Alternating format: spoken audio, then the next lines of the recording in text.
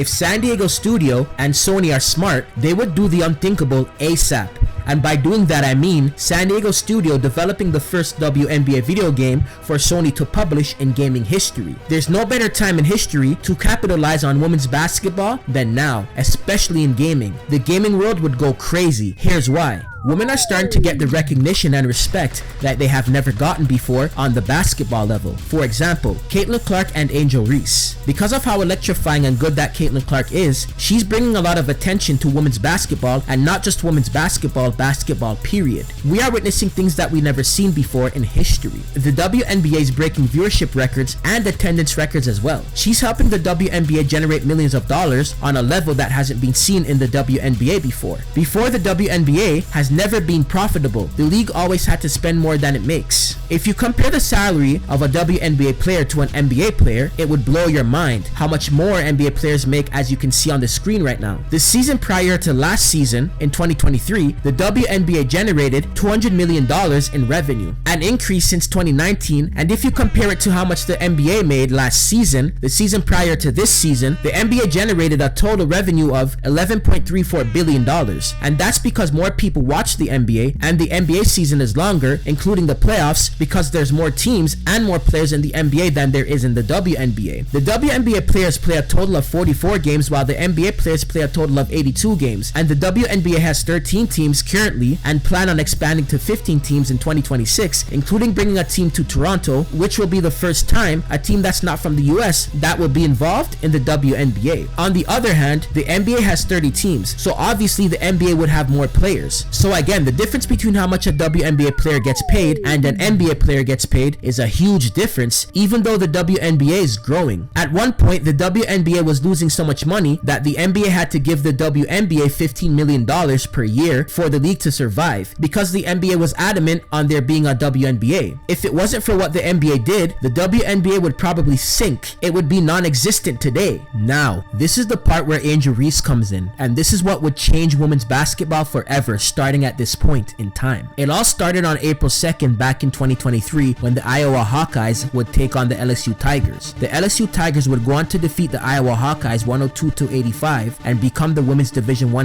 NCAA tournament champions. This is what sparked everything. At some point during the game, Angel Reese would follow Caitlin and do the John Cena "you can't see me" wave, taunting her by doing it in her face, just like what Caitlin did a couple of days before against the Louisville Cardinals. Even John Cena acknowledged what Caitlin did and congratulated her. Then Angel Reese took it a step further and would point at her ring finger when she knew that LSU was going to become the NCAA champions. Angel Reese would get a lot of backlash for this on social media. She was called an effing idiot by Keith Olbermann. Then he would end up apologizing to Angel Reese and would go on to say this, as you can see on the screen right now. And then Shaq would follow up by saying, "Shut your dumb ass up, leave Angel Reese alone." Then Dave Portnoy would call Angel Reese a classist piece of shit, and Shaq would chime in and go on to say, "And so is your mother." Social media was really going crazy at the time and saying rude stuff about Angel Reese. People would also point out, how comes Caitlin Clark is not getting that type of backlash when she did this against Louisville? This is how Angel Reese would respond to the criticism publicly at the time. All year, I was critiqued about who I was. Nobody, the narrative, I don't fit the narrative. I don't fit in the box that y'all want me to be in. I'm too hood, I'm too ghetto. Y'all told me that all year. But when other people do it, y'all don't say nothing. So this was for the girls that look like me, that's gonna speak up on what they believe in. It's unapologetically you. And that's what I did it for tonight. This was for it was bigger than me tonight. It was bigger than me.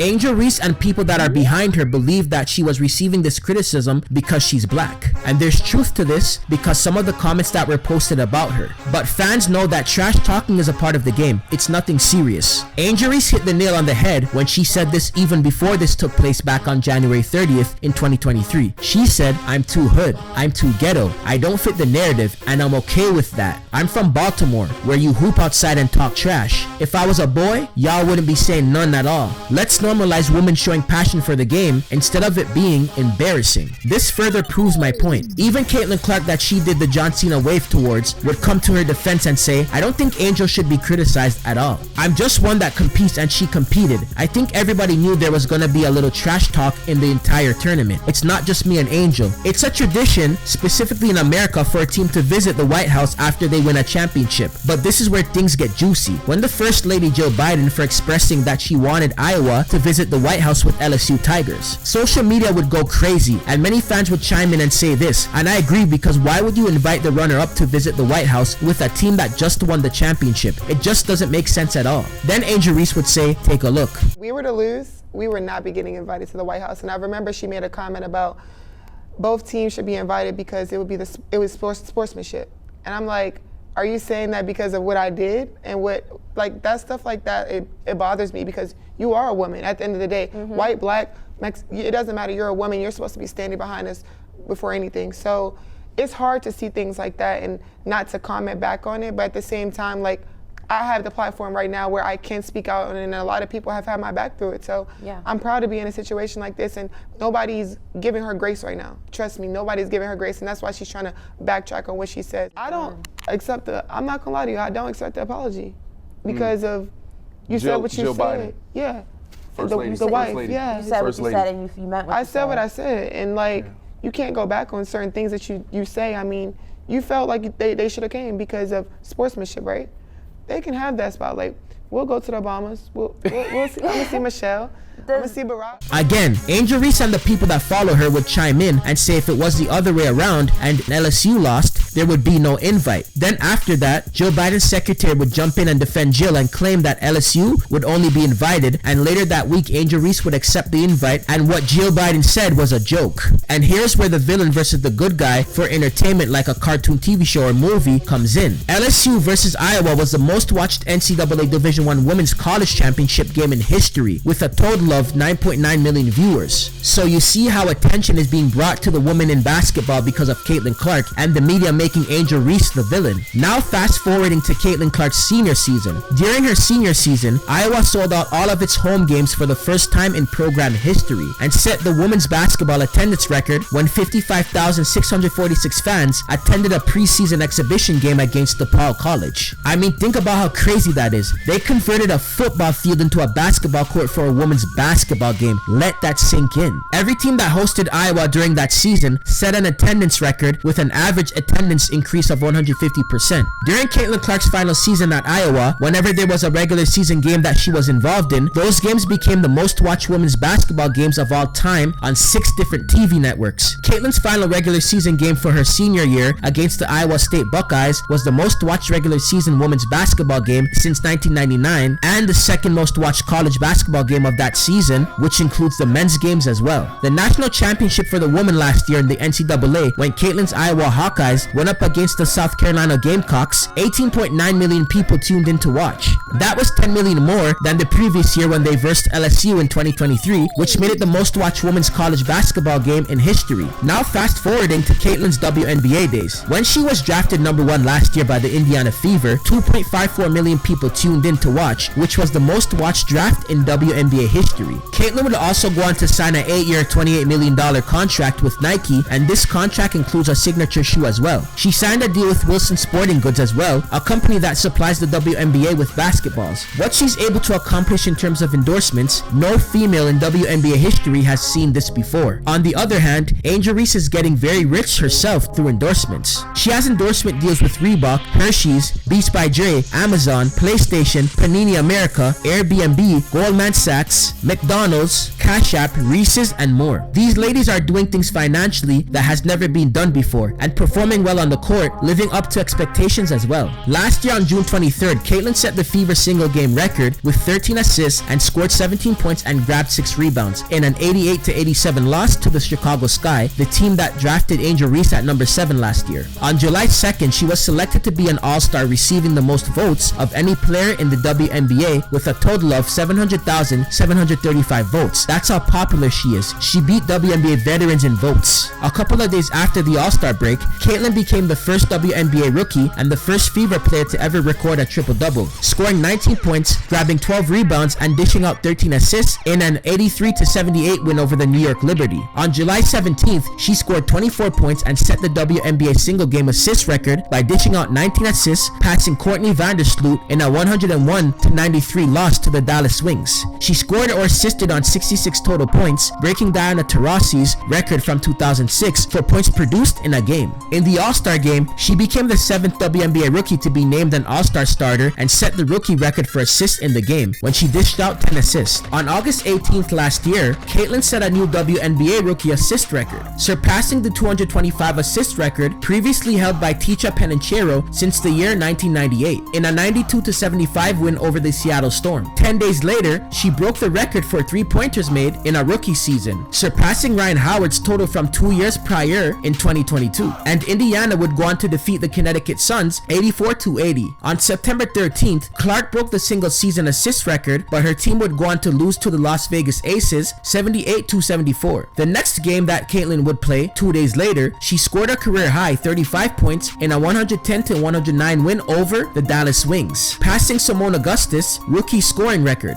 By the end of the season, Caitlin would lead the league in assists with a total of 8.4 assists per game, and she also made the most threes with a total of 122 three-pointers made. Caitlin would also lead the Indiana Fever to the playoffs with a 2020 wins and loss record, the best record for the franchise since 2016, and the team would make it to the playoffs for the first time since 2016 as well. But the Fever would go on to get swept by the Connecticut Suns in the first round. Caitlin Clark had a really great rookie season. She's living up to expectations. Because she was selected to be on the All-WNBA first team, she won the Rookie of the Year award. She was selected to be on the WNBA All-Rookie team, and because of her performance and how popular she is and what she's doing for women's basketball, she was the Athlete of the Year by Time Magazine and Female Athlete of the Year by AP. Angel Reese is doing her thing on the court as well. On June 20th last year, she had her 7th consecutive double-double. This was the longest streak by a WNBA rookie, after scoring 16 points and grabbing 18 rebounds in an 83-72 win over the Dallas Wings. On June 30th, she would get a double-double again, which was her 10th straight double-double, scoring 10 points and grabbing 16 rebounds in a 70-62 loss to the Minnesota Lynx. By doing this, she would surpass Candace Parker of the Los Angeles Sparks for the longest single-season streak in WNBA history. On July 7th,